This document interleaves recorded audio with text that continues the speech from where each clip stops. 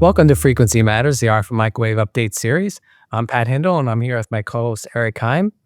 In this episode, we're going to cover our December government and military electronics themed issue. The cover feature is Countering the Evolving UAS Threat, and it's written by SPX Communication Technologies.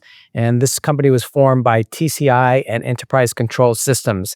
And Eric and I had talked to them a few months ago and were really impressed with their technology, so I thought it would make a nice piece. Eric, what else did we have for technical features and articles? Well, thanks, Pat. We're closing the year with some interesting tutorial and application articles. We've got an article from Ignion that looks at how to optimize an IoT device with antenna boosters using free tools and low-cost equipment. So the article takes us through the design and optimization process using that approach. We've also got part 2 of the tutorial on extracting diode parameters using XL optimization from Charlie Trentinella, ex of CMDS, which is now part of Qorvo. And part 2 looks at extracting AC parameters from capacitance measurements, where part 1 looked at extracting DC parameters. So that's a good article that wraps up that whole diode parameter extraction and modeling process. We also have a tutorial from Tagore that addresses the advantages and applications of GaN in push-pull amplifiers. So the article looks at broadband PA topologies and trade-offs, the benefits of GaN technology and push-pull architectures, and takes us through a module design. And finally, we have an article from AirGain in conjunction with Drexel University that looks at some of the challenges to implementing 5G and the future of wireless. So that article gets into things like reconfigurable intelligent surfaces, smart repeaters, network-controlled repeaters, and in-building wireless. So we've got a full slate of great articles to wrap up 2024. That's some great content there, Eric. So turning to the news, I really like Spectrum Instrumentation's news items as they typically involve cutting-edge science and they really delve into it. And in their latest release, they cover prosthetics control, where the body's signals must be detected to move the artificial limb. And so currently, implanting the electrodes is the most common technique, but it's invasive and the electrodes can deteriorate or move. And a new approach is using quantum sensors to detect the incredibly small and fast nerve signals. And these ultra-sensitive quantum magnetometers will be carried outside the body, measuring the neural signals through the skin.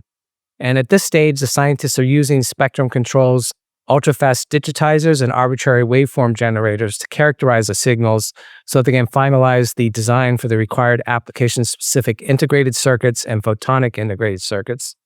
And so at the heart of this is a technology that is optically detected magnetic resonance device made of tiny thin slice of diamond. And the diamond is doped with the so-called nitrogen vacancy centers, which has a net electron spin and therefore behave like tiny magnet bars. And when green laser light is shown on them, they produce a red fluorescent signal. So by applying a suitable microwave magnetic field, this fluorescent signal is very sensitive to external magnetic fields, which can be used to measure the neural signals with high precision. So it's a lot of mouthful there, but I hope to hear more about this technology in the future.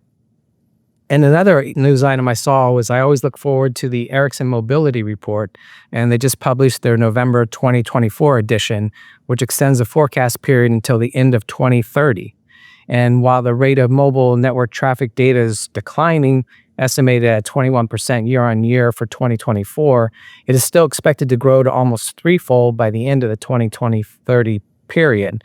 And the report highlights how the early mover service providers are already offering value delivery models based on differentiated connectivity to create new monetization and growth opportunities. And the report underlines the global potential for differentiated connectivity development by highlighting that beyond China, 5G mid-band is currently only in about 30% of the sites globally. And of the 320 CSPs currently offering 5G services, less than 20% are 5G standalone.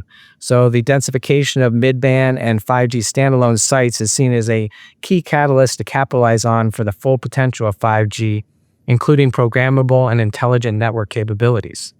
And they also note that 60% of the 6.3 billion global 5G subscriptions forecast by the end of 2030 are expected to be 5G standalone subscriptions. And on global mobile traffic, 5G networks are expected to carry about 80% of the total mobile traffic by the end of 2030. And that's compared to 34% by the end of 2024. Also, fixed wireless access continues to grow in popularity globally as the second largest 5G use case after enhanced mobile broadband.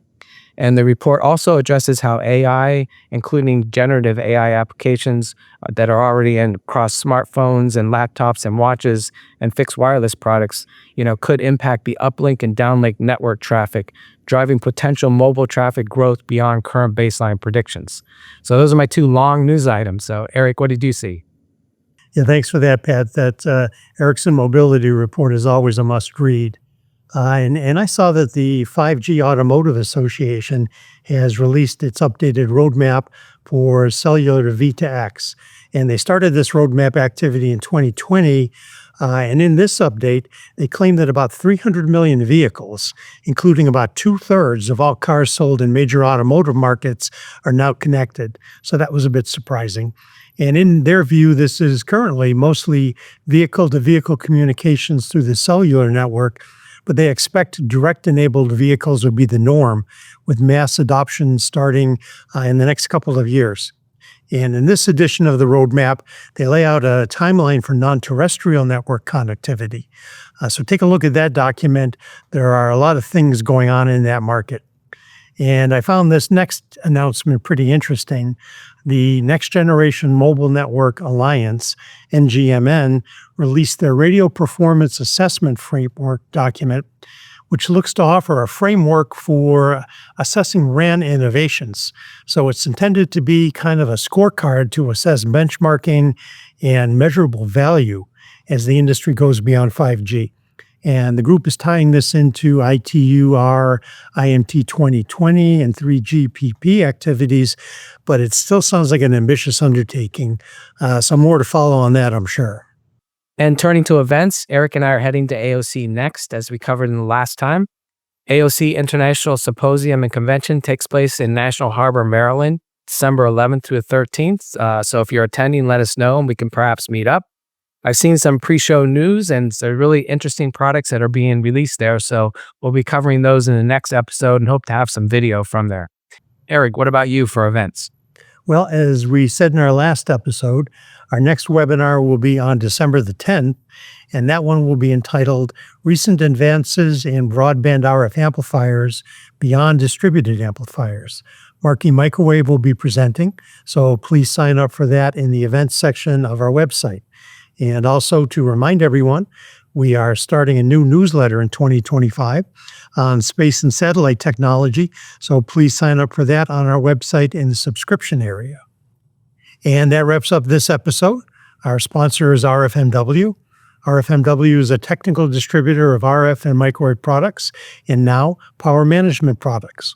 When you start your next design, consider their multiple product lines.